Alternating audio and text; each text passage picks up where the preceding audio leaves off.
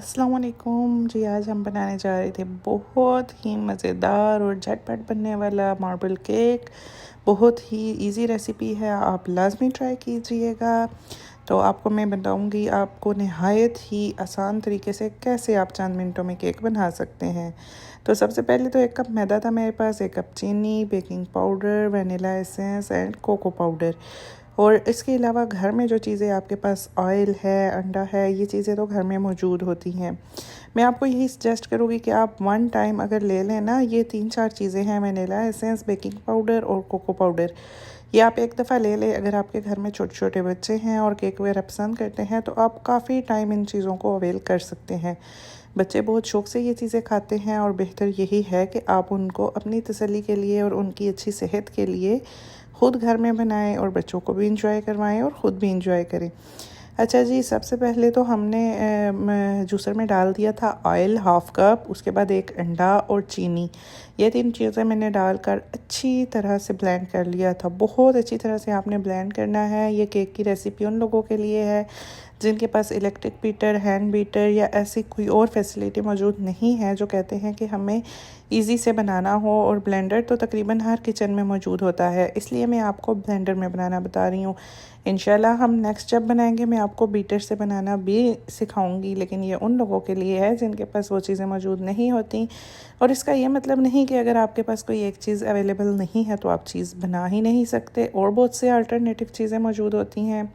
अच्छा जी, अब इसमें मैंने थोड़ा सा वनीला एसेंस डाल दिया था और 1 चम्मच के करीब हम इसमें बेकिंग पाउडर ऐड कर देंगे। वनीला एसेंस अक्सर पाउडर फॉर्म में भी होता है और अक्सर ये लिक्विड फॉर्म में भी होता है, तो आपने परेशान नहीं होना। अगर आपके पास लिक्विड फॉर्म में है तो आपने 6 से 7 ड्रॉप इसके ऐड करने हैं, और अगर लिक्विड में नहीं है, जैसे मेरे पास है पाउडर फॉर्म में, तो फिर आपने इसको तकरीबन 1/2 टीस्पून ऐड कर देना है, ठीक है।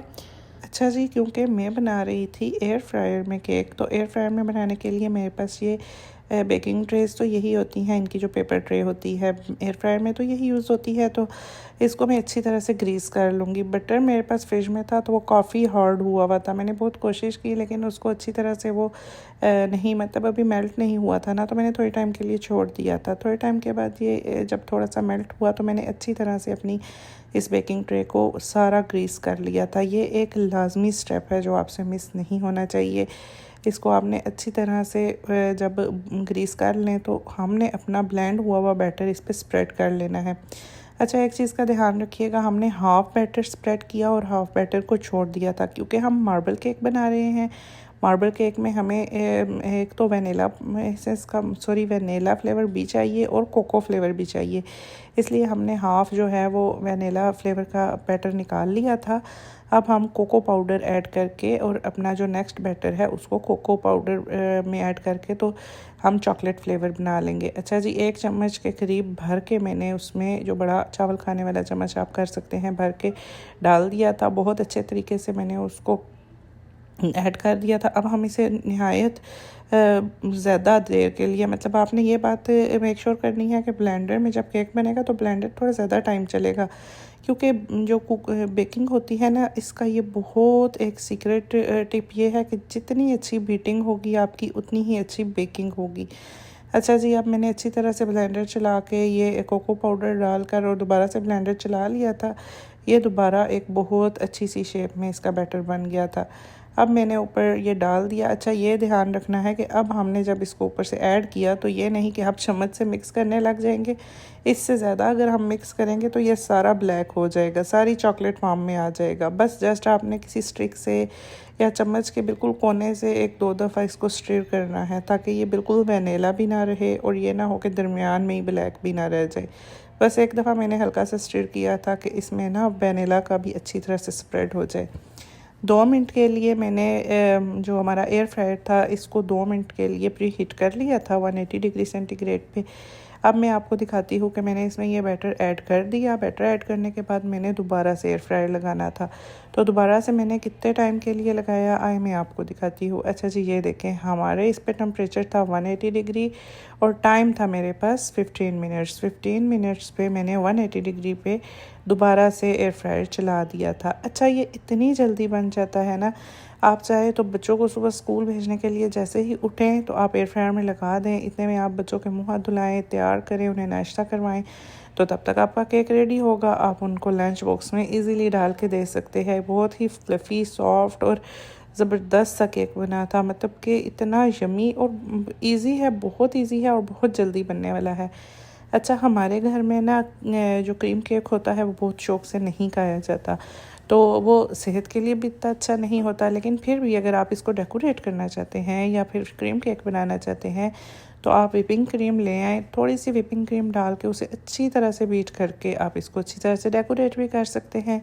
क्योंकि मैंने तो बहुत इजी सा होममेड केक जैसे फ्रूट केक टाइप होता है ना, वो बनाया था, तो हमारे लिए तो ये बेस्ट था और बच्चों ने भी बहुत शौक से खाते हैं ये, उन्होंने भी बहुत शौक से खा लिया था।